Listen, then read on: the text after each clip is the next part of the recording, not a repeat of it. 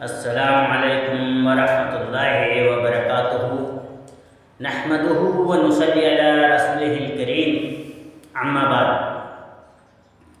یقین اور توکل کے بارے میں ہم قرآن سے کچھ آیتوں کا ترجمہ آپ کے سامنے رکھیں گے انشاءاللہ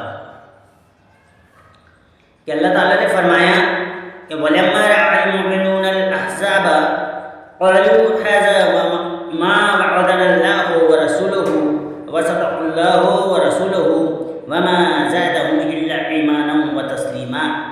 سورہ احزاب۔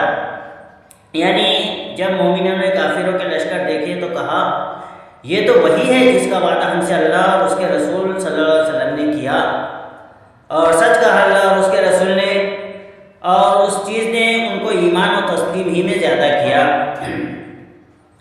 اور اللہ تعالیٰ نے فرمایا کہ الذین قال لهم الناس ان الناس قد جمعوا لكم فاخشوهم فزادهم ایمانا وقالوا حسبنا الله ونعم الوکیل فانقلبوا بنعمة من الله وفضل لم يمسسهم سوء واتبعوا رضوان الله والله ذو فضل عظیم۔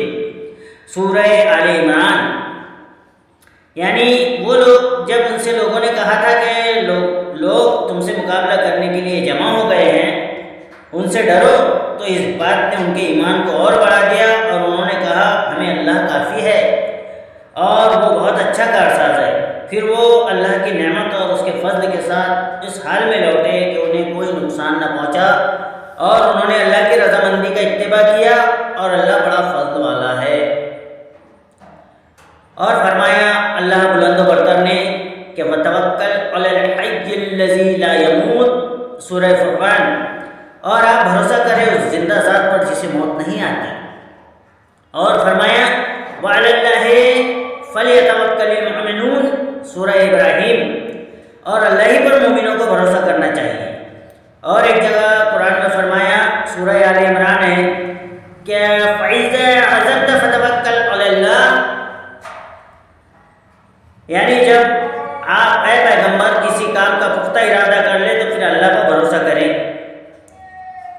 اور توکل کے حکم کے بارے میں بکثرت آیات ہے، اور فرمایا کہ وَمَن يَتَوَكَّلْ عَلَى اللَّهِ فَهُوَ حَسْبُهُ، سورہ توبہ، اور جو اللہ پر بھروسہ رکھتا ہے بس وہ اس کو کافی ہے۔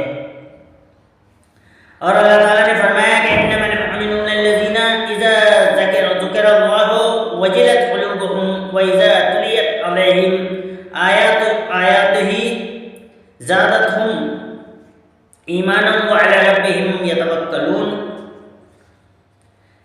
یعنی مومن تو وہی ہے جب ان کے سامنے اللہ کا ذکر کیا جاتا ہے تو ان کے دل اس کی عظمت و جلالت اور خشیت سے کانپ جاتے ہیں، اور جب ان کو اس کی آیات پڑھی جاتی ہے تو وہ ان کے ایمان میں اور اضافہ کر دیتی ہے، اور وہ اپنے رب ہی پر بھروسہ کرتے ہیں۔